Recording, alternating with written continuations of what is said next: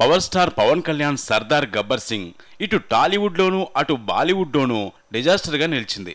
అయితే ఈ మూవీకి మొదటి రోజు ఓపెనింగ్స్ తప్పితే మిగతా రోజుల్లో సాధారణ బాక్సాఫీస్ కలెక్షన్నే కలెక్ట్ చేసిందని టాక్. అయితే సర్దార్ గబ్బర్ సింగ్ మూవీకి సుమారు 95 కోట్ల నష్టం వచ్చిందని ట్రేడ్ టాక్.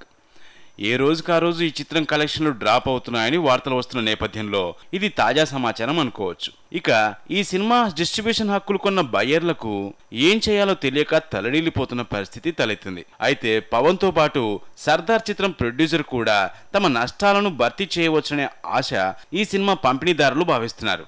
వారి నుంచి గట్టి హామీ కోసం డిస్ట్రిబ్యూటర్లు ఎదురు చూస్తున్నారట. మొత్తానికి సర్దార్ గబ్బర్ సింగ్ మూవీ గతంలో పేలిన గబ్బర్ సింగ్ మాదిరిగా కాకుండా ఓ సాధారణ మూవీనే అంటున్నారు. ఇదిలా ఉంటే ఈ మూవీ తర్వాత పవన్ కళ్యాణ్ మరో సినిమాకు రెడీ అవుతున్నాడు. ఖుషీకి సీక్వెల్ గా సూర్య దర్శకత్వంలో హుషారు అనే టైటిల్తో ఈ నెల 29న ఈ సినిమా వైభవంగా లాంచ్ కానున్నట్లు తెలుస్తోంది. అయితే హుషారు అనే టైటిల్ మాత్రం ఇంకా ఖరారు కాలేదు.